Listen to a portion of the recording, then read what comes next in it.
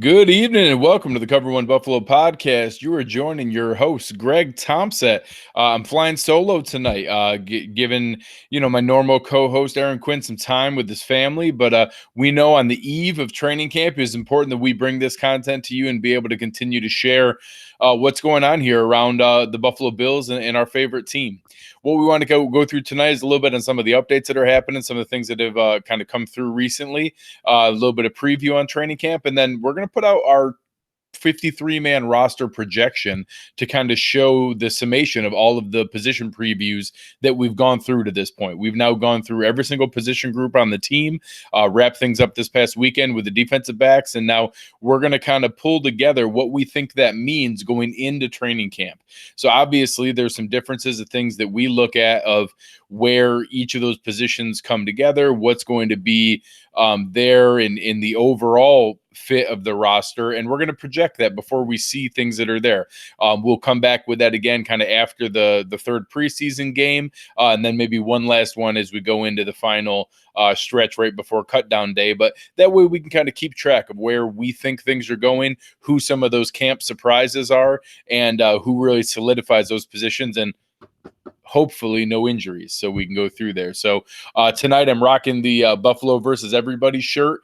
Figured that was in tune with what's going on here, because that's the time of year it is. That's what's going on. We have to focus on being able to have the best team that we can and put everything together, and then kind of see where the chips fall. So opening things up is going to be really exciting. Before I jump into things tonight, just want to give a reminder about the awesome work going on at cover1.net. Just incredible across the board. Rob Quinn is putting out unbelievable Bills topics all the time. Eric is doing his regular video breakdowns. Fernando has some great stuff coming out. The draft team is diving into players I've never even heard of for different position breakdowns, getting ready for the draft. Aaron and I are going to be here with you twice a week all the time. We're now bringing another podcast on board for anyone who hasn't had a chance before, the Kevin and Jason show. Some people are familiar with Kevin Macera, maybe not as much with Jason, but he's doing an awesome job. They had their opening show on Monday, and it was excellent. They're going to be bringing that all season long to be able to kind of come aboard. So, come and check out everything we have going on. We have the Cover One Premium subscription. You get access to the Slack channel. Aaron and Eric and I, the three of us, spend way too much time coming into that room. So we share pretty much everything that we have in there, and have really built a great community. So a lot of the guys in the chat tonight are in there all the time with us. We have a great group that's in there, very active. Any breaking news on the Bills is brought there immediately. It's almost a contest to see who can bring those things up the quickest. You can download the app. You can give us, get alerts coming in from there anytime new content comes up. But what really helps us is jumping out, giving us a rating and review wherever you're listening to this. It could be on YouTube, it could be on Spreaker, it could be on iTunes, Google Play, iHeartRadio, Spotify. We're pretty much available anywhere that you can find audio content. Give us a like, give us a rating, give us a review. We'd love to see those 5-star reviews out there. It really helps us tell someone else about the show, let them know what we have going on. It really means a lot. So we do this, because we're passionate about it, because we love it. It's, all of us have day jobs and things going on in the real world. So that really helps us a lot when you guys share that. And it truly means a lot to us individually. All right. So the exciting part for tonight is getting ready. We have finally made it through the long, cold winter. We have made it through the desert and come out the other end.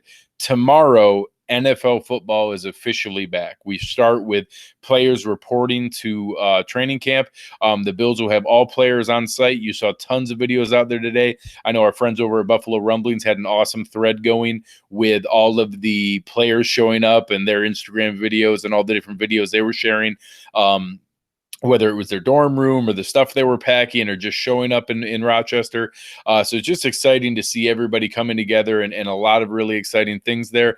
I know we talked a little bit before. There are a couple minor moves. Obviously, we talked this weekend about the transition with Raphael Bush retiring and the signing of Kurt Coleman. That'll come up in the 53-man projection tonight. There are a couple other minor moves. Obviously, you saw the injured reserve move for Jeremiah Searles. That was a shame to hear. Sadly, as we kind of researched around, there's a little bit different nuance to what injured reserve means in the preseason versus when you get that regular season designation.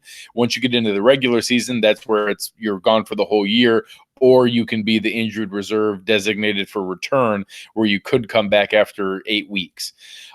When there's an injured reserve designation in the preseason, it doesn't mean absolutely, but the vast majority of the time that either means the player is definitively out for the year, or the team is working on an injury settlement release with the player.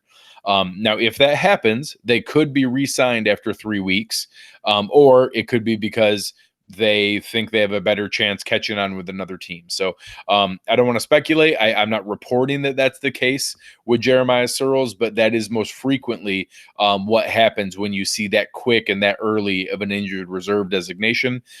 You saw Abraham Wallace was a undrafted free agent safety that was brought on to fill his 90-man roster spot.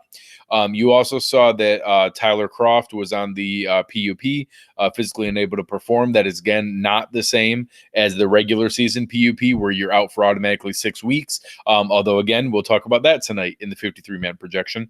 The other was Frank Gore being on the non-football injury list. He still counts against the 90-man roster. So we're looking at what was reported, both John Waro and Marcel Louis-Jacques, both friends of the show and folks who have been on the show here with us before, were reporting that was a very minor injury, and basically he might as well be designated as 36-year-old running back, because as much as any injury, this was simply a matter of keeping him fresh and not wearing him out. So I don't expect to see an awful lot of reps from Frank Gore in the preseason training camp, along with LaShawn McCoy. I think they'll get a couple reps to make sure they're fresh and running fine, but we should expect the vast majority of these carries, these reps, these practice runs to go to Devin Singletary, TJ Yeldon, and Centereese Perry. So they're going to find out what they got. They're going to find out that is a deep NFL backfield. Again, that's going to be a hot topic tonight on the 53-man projection. I'm trying to figure out what we have there, and I am all for that. I have no interest in seeing LaShawn McCoy or Frank Gore wearing another 1/8 of an inch off their tires. I don't have any benefit in that. We're not going to learn anything from that. If they show us they still have that burst, we're going to be able to jump in and take advantage of that. So again, we're really excited to be able to look at what we have here. Aaron and I have spent a lot of time being able to go through and put together each of the individual breakdowns week by week, position by position. Those all come together in what we're putting together tonight, which is that 53-man roster projection. So I've kind of built this out, and we're going to share that as we go along in the preseason. So for anybody in the chat, I'm going to pull that up. For anybody watching here, we're going to be able to go in, and I'm actually going to share this. But without further ado, here is our initial training camp eve 53-man roster projection. So we're going to open up with the easiest pieces of that. Obviously, we are projecting 2 quarterbacks. I don't know that I've seen anything where I anticipate that being vastly beyond that. I don't think that it's likely that Tyree Jackson makes the 53-man roster. It is a possibility. Aaron and I put that out there. That could be a good problem to have if it comes up here. I think that roster spot's going to be pretty critical. So I anticipate Tyree Jackson being a priority to get onto the practice squad, but I don't anticipate him making the 53-man roster, although he is certainly a potential. So again, Josh Allen at starting quarterback, Matt Barkley firmly in his backup quarterback. Tyree Jackson is our quarterback 3. You can elevate him off the practice squad at any point. If God forbid there's an injury to Josh Allen, he'd be able to step in and be that backup. You would not have him active on game days, even if he was on the 53-man roster. So this is, if you think you can manage getting him onto the practice squad, which again is a non-zero chance, there is a possibility that someone would jump in and be able to claim him. I don't think it's likely, again, because he went undrafted, but it is possible. If you think you could get him onto the practice squad, then honestly, there's no difference in having him there as quarterback 3 versus on the 53-man roster, but not dressed on game day and still quarterback 3. So that's where I'm projecting him right now. We have him as not making the roster, but being a priority to get onto the practice squad. I'll circle back to running backs later on to discuss the final couple spots, but right now I have all 5 running backs and Patrick DeMarco making the roster.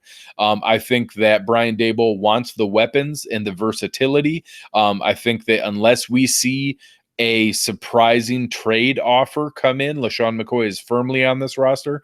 I think a lot of people have projected and asked if Patrick DeMarco is going to make the roster, and I just think it's not realistic that we have an alternative for the number of plays that we want to be able to go in and project where those things come from to be able to take those snaps at fullback.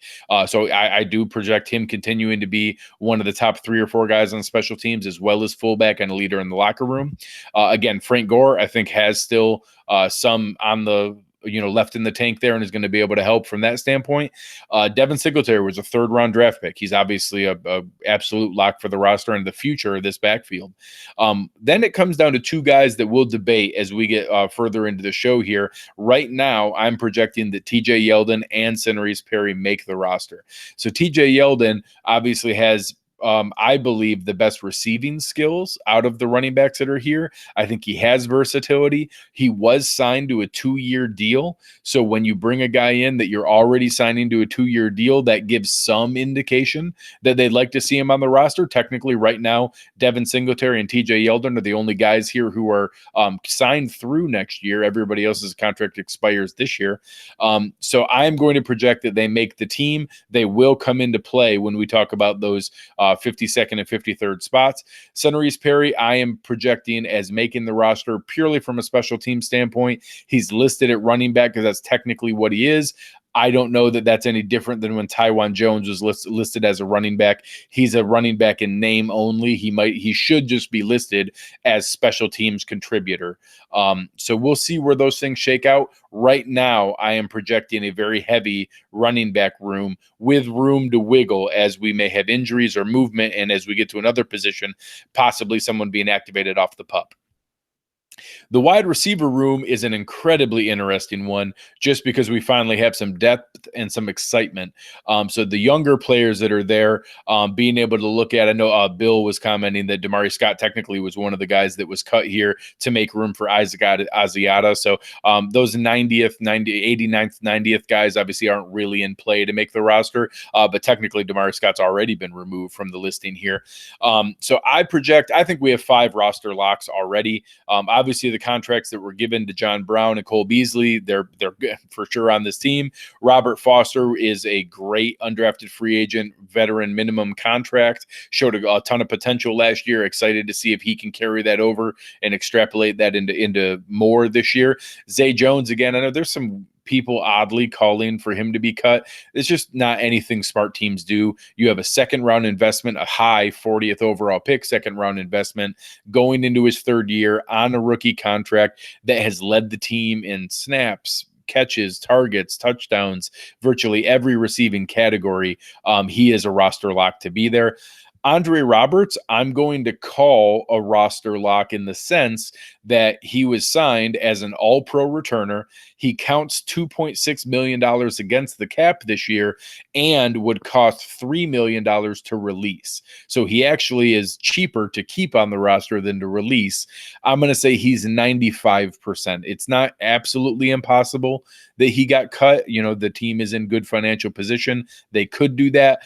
I don't see any reasonable possibility that Andre Roberts is not a lock for this roster. I think it's exciting to have a guy that we know is an excellent kick returner and punt returner.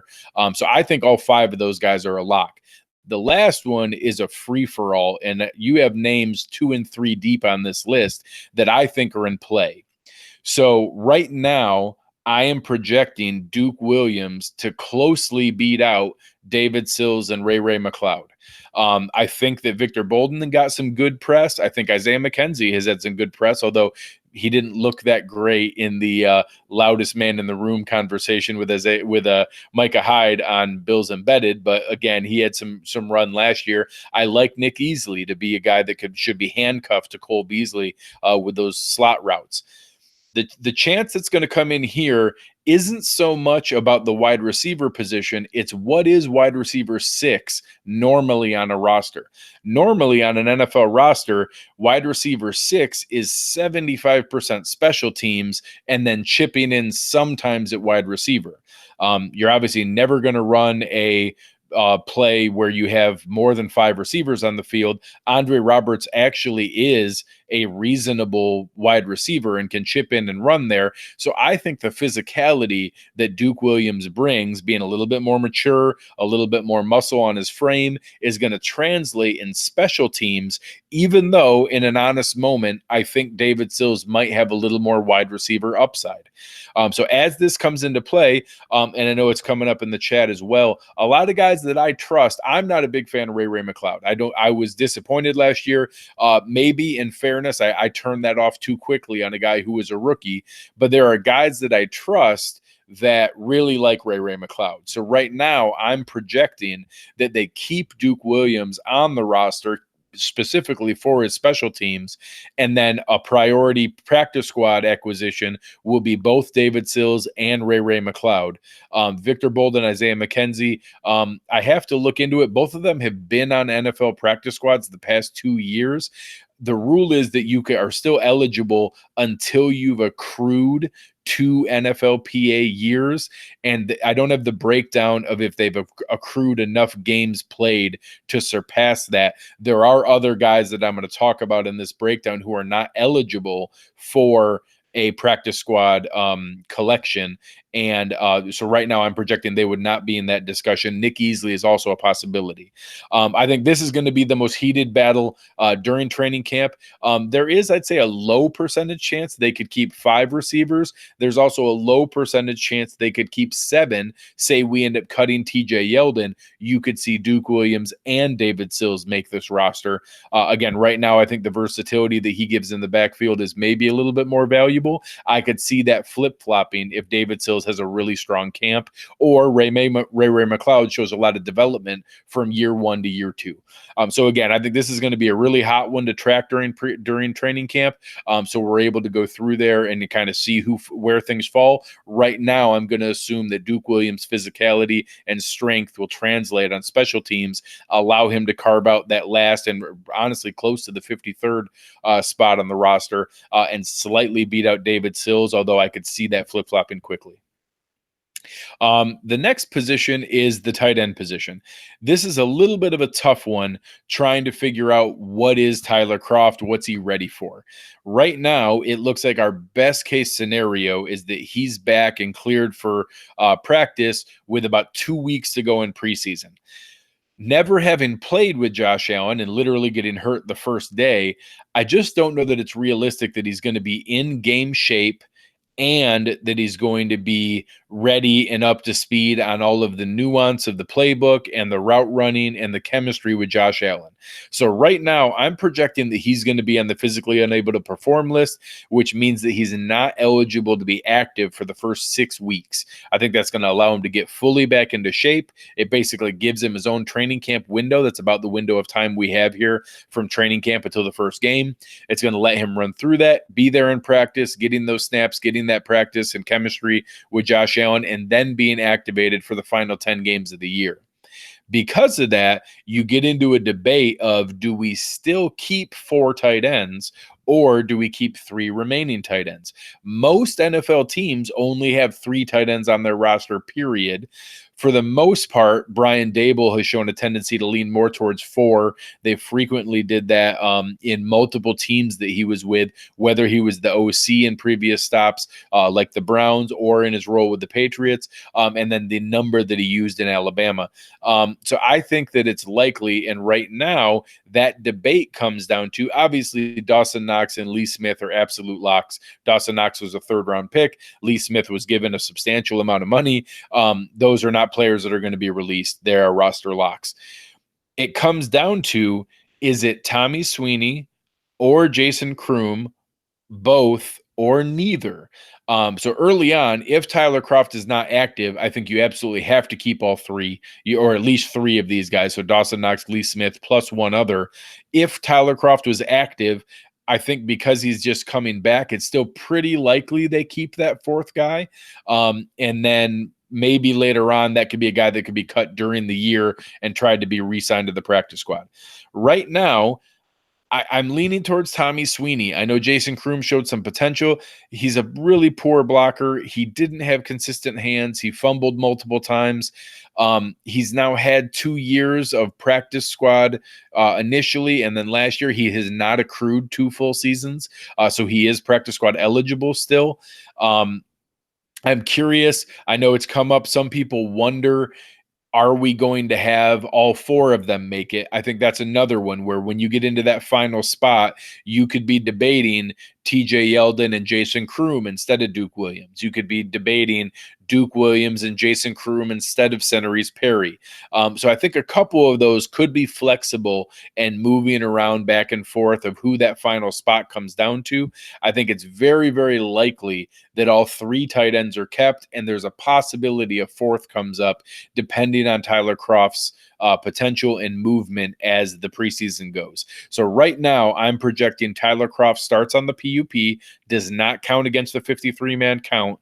Dawson Knox, Lee Smith, and Tommy Sweeney go into the season, and then we're able to roll out there. And I have Jason Kroom being invited back for the practice squad because of his familiarity with the offense, or he could be similar to a guy we'll talk about lower, like a Dean Marlowe, who was just kind of out there on the street, but available to come back and could jump in pretty quickly.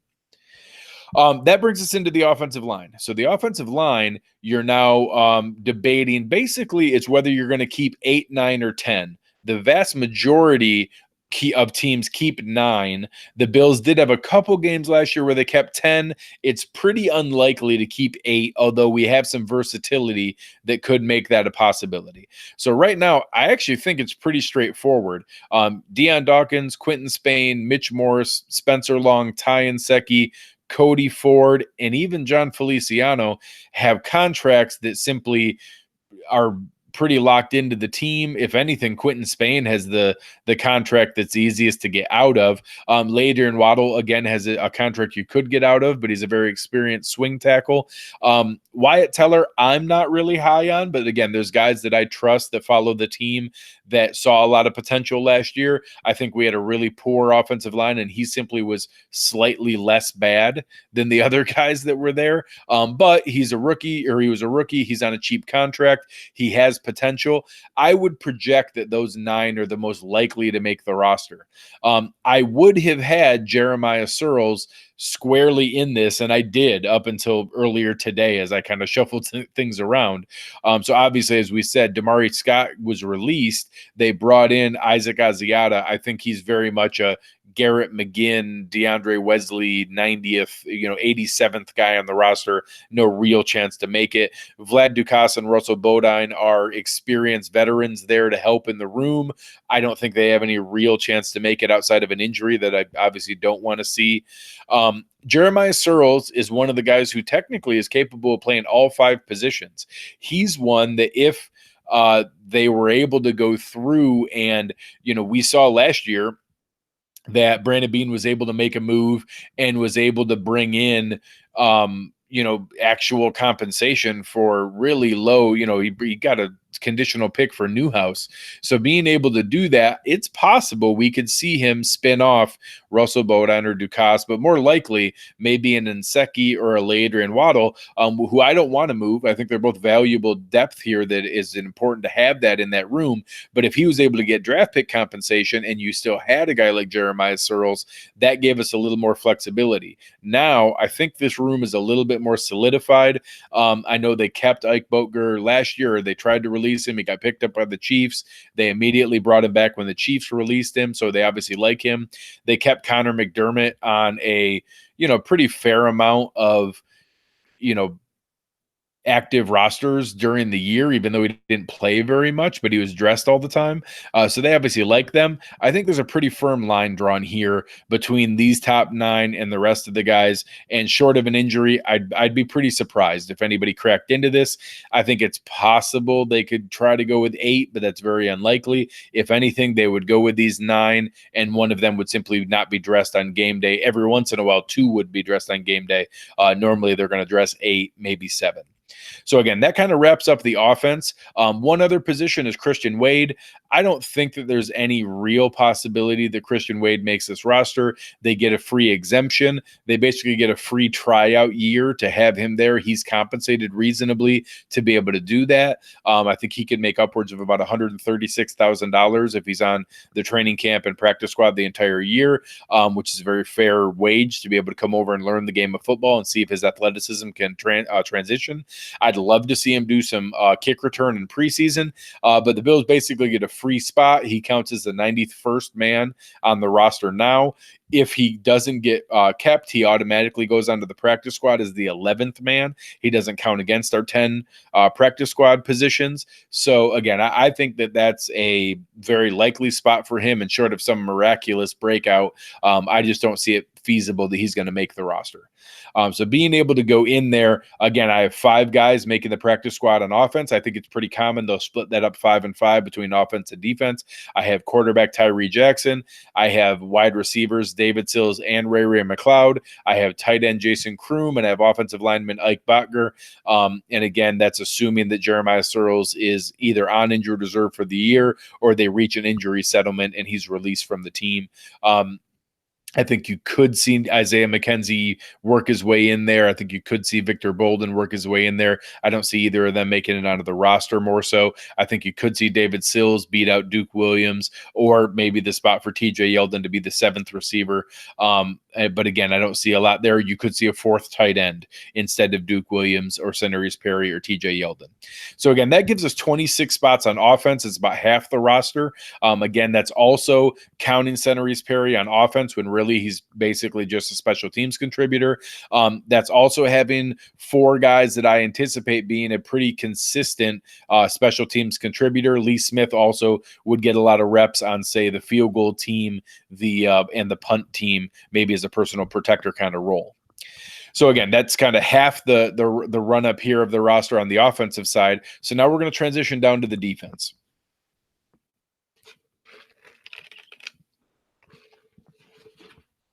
On the defensive side of the ball, I actually think a fair amount of these are pretty well defined. But again, the defensive side, you're going to bring a lot into play on special teams. So I'm going to start at the bottom. We'll go through our 3 specialists. Obviously, 2 of those are rock solid. Steven Hauschka absolutely is going to be the kicker. He's already looked healthy in OTAs and minicamps. We have Hausch money. We have to feel good about that. Reed Ferguson's one of the best long snappers in the NFL. Very consistent, does a great job, was signed to a multi-year extension. Very happy to have him there. I am very excited about Puntapalooza 2019, Corey versus Corey. Corey Bojorquez and Corey Carter are there. Corey Carter last year was having a heck of a camp, probably was in position to be the punter, and then blew out his ACL. When he blew out his ACL, he put him in the market looking for other guys, and at the last cut down, they claimed Corey Bojorquez. I am obviously a huge fan of Bojorquez. He is a left-footed kicker that can kick at a mile. Very exciting. I know a lot of fans were excited about Mitch Wishnowsky coming out of Utah this year.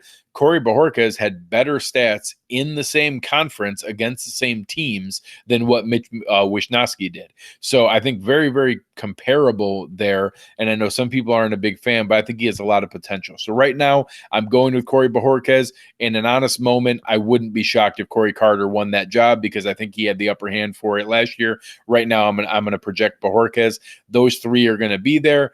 We have a big-footed kicker that can kick off for us. We don't need a silly kickoff specialist. So excited to have some stability there. Those 3 will lock down those positions. Back into the defense. So I think that what we're going to be able to have here is, again, the top end of this is very straightforward. Many, many obvious roster locks. I think that the defensive tackles are the easiest. Star Latuile, Ed Oliver, Harrison Phillips, Jordan Phillips. Those are the 4 defensive tackles. It is what it is. They're making this team. The defensive ends, 3 out of the 4 are very easy. Trent Murphy, Jerry Hughes, Shaq Lawson. Those are our top 3 defensive ends. They're going to get the most snaps. They're going to be there as the top guys. That 4th spot is going to be interesting. So obviously, we spent a 7th-round pick on Daryl Johnson. We picked him before Tommy Sweeney. We picked him before some of those different areas.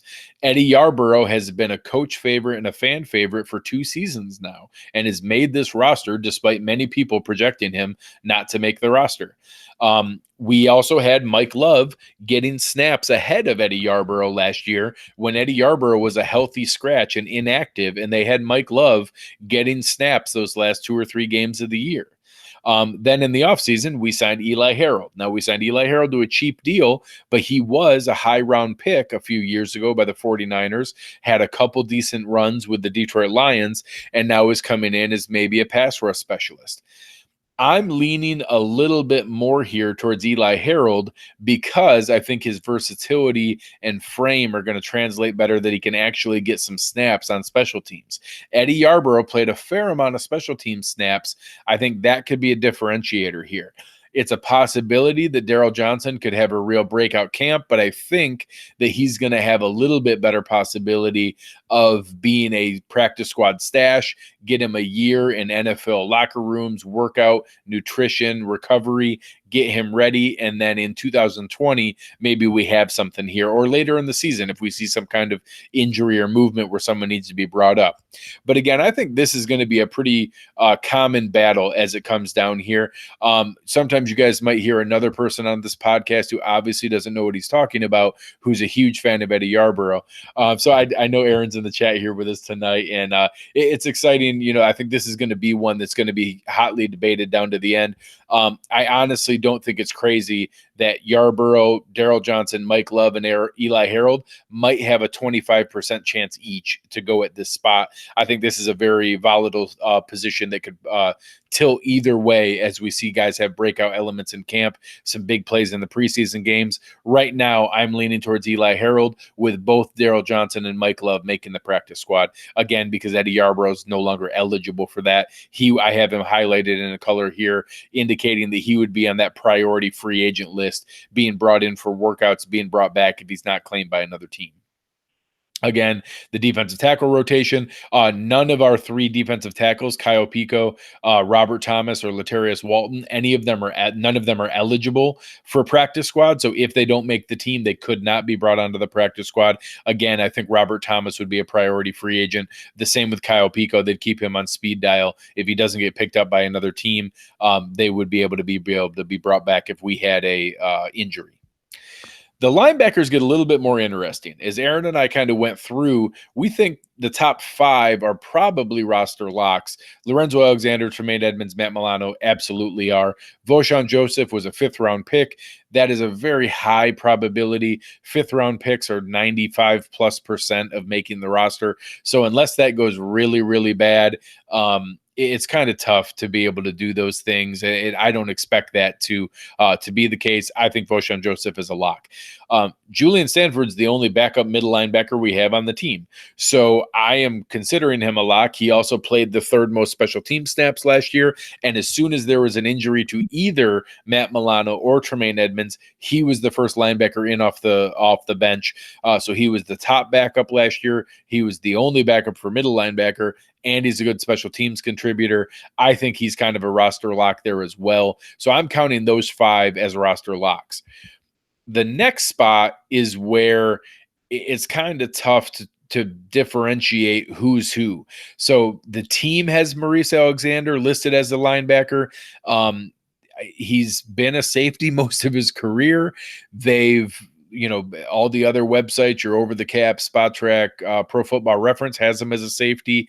I'm going to count him as a linebacker because that's where the team puts him. And I'm going to read into that a little bit in that they saw this being the best path to make the roster by putting him as Maurice Alexander. So it's something that I think that these are the 6 that are going to be there. But again, Corey Thompson had a good run last year and had some decent plays. A lot of people like Terrell Dotson and Juwan Foggy as undrafted free agents. Deion Lacey played the most special teams snaps on the entire roster here, and I have him immediately being bumped all the way off. So this spot Some NFL teams keep 7 linebackers. So as we get into the next discussion on the defensive backs, you could consider Deion Lacey making it here and one of these extra safeties or corners being released, and having a spot for a 7th linebacker, especially with the versatility that Maurice Alexander has to be partial linebacker, partial safety. So right now I have it as 6 linebackers: Lorenzo Alexander, Tremaine Edmonds, Matt Milano, Voshawn Joseph, Julian Stanford, and Maurice Alexander. I have Corey Thompson and Terrell Dodson being kept as last year's undrafted free agent, a new undrafted free agent this year, both of them making the practice squad. Deion Lacey, Juwan Foggy, both being released. I do think there's a fair amount of versatility here. I think there's a fair amount of movement in who could go back and forth. But I think that Deion Lacey is the most likely to make his way on there for special teams. And that, again, could be instead of Centerese Perry, could be instead of Duke Williams, could be instead of one of the safeties we'll get to here in a moment. Next is the secondary. So Aaron and I obviously just spoke about this weekend. We had a Sunday show going through our defensive back preview. So you know how high we are on the secondary. We think it's the strength of the team. We think there's a ton of potential in what they can offer to be able to give versatility. A lot of guys being able to play multiple positions. EJ Gaines can be inside and outside. Levi Wallace can be inside and outside. Taron Johnson's a great slot. Trey White obviously is our best corner and potentially the most talented guy in the entire roster. Kevin Johnson looks to possibly be harnessing some of that potential that he showed, and the reason he was was a first-round pick and a top 11 overall pick in the draft. A couple names that come in here, obviously a hometown favorite, undrafted free agent Cam Lewis. Last year, Lafayette Pitts played the second most special team snaps. So right now, I'm projecting that we release both Deion Lacey and Lafayette Pitts, who played the most and second most special team snaps on the roster last year. Maybe a little bit of that spite, maybe a little bit of that is sharing the blame with Danny Crossman and figuring out who fits in where. But I am projecting that, and that may not be likely. Maybe that continuity gives them a leg up to be able to make something here. I think it's more likely for Lacey than it is for Lafayette Pitts. The safeties is where it gets interesting here. Again, we just saw Raphael Bush retire. I do think, and this point came up from some different folks, I think that Joe Marino brought it up here, that it was interesting how quickly they moved to sign Kurt Coleman. That literally in the same announcement of Raphael Bush announcing his retirement, they had already signed Kurt Coleman. And he read that as that's a direct replacement. They planned on Raphael Bush being safety number 3 and the versatile guy who can fill in if, again, God forbid anything happened to Micah Hyde or Jordan Poyer, and in some of those big slot positions, some of those flexible 3 safety defenses, that he was brought in pretty quickly. I don't disagree there. I think that Kurt Coleman was signed pretty quickly, given $1 million with incentives up to $2 million. That's not a last minute bare minimum contract. So I think that Kurt Coleman's going to make this roster. We've heard a ton of good things so far on Siran Neal being able to step up from year 1 to year 2. They've played him a lot at that big nickel. They've blitzed him off there from the big nickel spot. He also played a ton. He played the 3rd most special team snaps on the roster last year and was a key element there on special teams. I think that he's virtually a roster lock. I think that he played well enough, showed versatility last year, showed potential. In college, he played linebacker, safety, and corner. This year, they've already played him at corner and safety. I think that kind of versatility matters. A 5th-round pick matters. I think Siran Neal is a roster lock, and those 4 are going to be a roster lock for what our overall safeties are. This last spot was where literally was my 53rd man on the roster. So as each of the discussions I've come down to here, I'm considering, as Aaron and I said, I think all 5 corners short of an injury. If EJ Gaines can't get back healthy here, maybe that changes this a little bit. But I think EJ Gaines, Kevin Johnson, Trey White, Levi Wallace, Taron Johnson are roster locks, all 5. I think that the 4 top safeties are roster locks: Micah Hyde, Jordan Poyer, Kurt Coleman, Siran Neal. Many NFL teams keep 10 defensive backs. They might only have 8 or 9 active on game day, but many teams keep 10. Many teams keep 7 linebackers. They normally don't keep 7 linebackers and 10 defensive backs.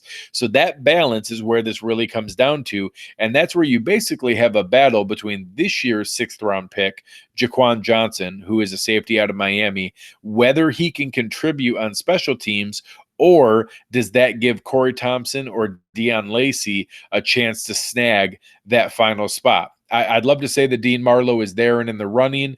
I just don't know that I see that realistic. I think he is that speed dial free agent that Sean McDermott could call anytime and would be able to bring them back, any minute that you needed to be able to fill them in. So I think that final spot here on the defensive side anyways is going to come down to Deon Lacey, Maurice Alexander, Corey Thompson, Jaquan Johnson.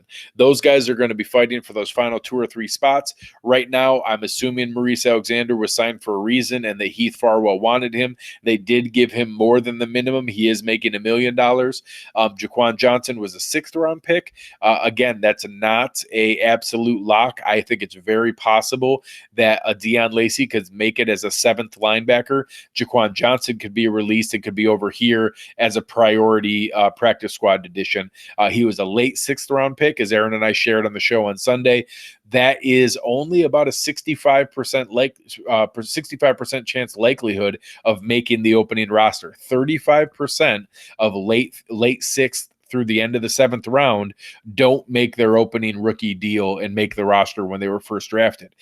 So it's not crazy. I know a lot of people like him. His junior year at Miami, he was projected as a top 3-round pick, had a little bit of issues in his senior year. That allowed him to kind of step back a little bit there, and we were able to get him in the late 6th. If he shows a lot of potential in the preseason, I think that really locks him in there and gives him a chance. I think there is a possibility he could be released and brought on through waivers as this final practice squad spot here. I would right now project that Deon Lacey would take that spot on defense if that was where that would come. As you step back and look at this, let's kind of go over the final position battles to kind of give you guys a preview of what to look for while we're here in training camp. I think that the running back competition is going to be very interesting. I think that you're going to see Devin Singletary, TJ Yeldon, Centerese Perry, and Christian Wade get virtually all the reps. You're going to see them go through. I don't expect to see LaShawn McCoy and Frank Gore very much. I think we're going to see them, and I think it's exciting. Right now, I'm projecting we have an incredibly deep 6-man running back room with 5 running backs and a fullback, and Centerese Perry kind of the token running back, even though he's really special teams. Again, wide receiver, I think those top 5, John Brown, Robert Foster, Zay Jones, Cole Beasley, Andre Roberts are a lock. I'm right now projecting Duke Williams makes it for special teams. Could easily see that go to David Sills, even Ray McLeod. I think you could see a Victor Bolden or Isaiah McKenzie make a run at it as well. At tight end, I'm projecting Tyler Kroft on the PUP. I'm projecting 3 tight ends to make it. It could be a 4th. Jason Kroom could beat out Sweeney. He could be the 4th tight end, or he could be, instead of Tommy Sweeney, as a 3rd tight end. I'm considering it those top 3 right now. I think the top 9 linemen are pretty well firmly set. There's a slight possibility they could keep 8 and maybe a Adrian Waddle or a Wyatt Teller doesn't make it. I don't think either of those are very likely. I think they bring valuable depth to this team. If Jeremiah Searles was in the running, that could be a little bit more. If we don't see any injuries here, I expect these 9 guys to be the ones that make the team, but we'll kind of see where that goes. On defense again, the top 7 defensive linemen are absolutely written in stone. Those are going to be the top 7 guys. This last spot here, again, Eddie Yarborough, Eli Harold, Daryl Johnson, Mike Love. I think any one of them could make a run at this, and with a hot preseason could snag that spot. Right now, I'm going with Eli Harold. I don't think that Robert Thomas, Kyle Pico, or Latarius Walton have a very reasonable shot. I don't expect them to get in the running there. Again, linebacker, we have our top guys. I think Voshon Joseph and Julian Stanford are a lock. I think Mo Alexander is very likely for special teams. You could see Corey Thompson or Deon Lacey jump in here as a 7th linebacker. In the secondary, I think all 5 corners are a lock. Trey White, Kevin Johnson, Levi Wallace, EJ Gaines, and Taron Johnson. I think they're there. Our top safeties, Micah Hyde, Jordan Poyer, Kurt Coleman, and Saran Neal, I think are relative locks. And then that really comes down to that final spot of Jaquan Johnson. So if you want to consider that in training camp as you're looking for that 53rd man, I think that you're looking at a competition of Jaquan Johnson, Dion Lacey, Duke Williams, and TJ Yeldon fighting for 3 spots. Right now, I think they're going to make it, and Dion Lacey's the one on the outside looking in, but that's what training camp's all about. So again, I really appreciate everyone's time tonight. It's been a lot of fun. Aaron and I put a lot of time and effort into these positional breakdowns, the previews that we had, everything that we went through. We tried to kind of keep you guys occupied through the offseason. We finally made it. Football is finally back. Really, really excited to be able to see everything that we have here. Really excited and looking for the opportunity. I'm going to get to go in person. Eric's there starting tomorrow. He's there the first 4 days, Thursday, Friday, Saturday, Sunday. Aaron's going to be out there with us on Friday and hopefully Saturday.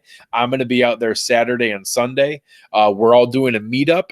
We're going to be out there kind of meeting up as a team and out around Buffalo. So keep an eye out for social media. You may see some pings as we're out at some local watering holes. You want to stop by and say hello. We'll be out there doing it, saying hello to all the fans and having a good time. I'm actually going to be going out to the joint practices down in Spartanburg when they joint practice with the Carolina Panthers on August 13th and 14th, and then heading out to the 3rd preseason game in Detroit to be able to go in and kind of take a look at what's happening there in that final practice mock run that often happens with the 3rd preseason game. Again, as we kind of close things out here, take a look at the content at cover1.net. Awesome stuff going on. Download the app. Come and give us a rating and review wherever you're listening to this or live on YouTube. Very excited to be able to do that. Aaron and I are working on a couple things technology-wise. Might see some streaming start happening on the Periscope feed through Twitter, maybe on Facebook, maybe on Instagram, kind of seeing how those things look and be able to bring the show to even more and more people. So if you know a Bills fan who's looking for fun, wants people who are going to talk intelligently about the Bills or maybe pretend to be intelligent. We'll see what that is. Come out, have a good time with us. We really have a good time. Check out the premium subscription. We'll get you into the premium Slack channel. Come and talk with us. It's like our own private Bills Twitter world there. So really enjoy seeing you guys. Thank you for riding out this offseason with us. We are finally back. We'll be able to start watching real football starting tomorrow. So thanks again for the show tonight. Really enjoy it. Thanks again for the chat. You guys were awesome keeping me rolling here by myself as Aaron spending time with the family. Really appreciate that. And we'll talk to you guys soon. We are out.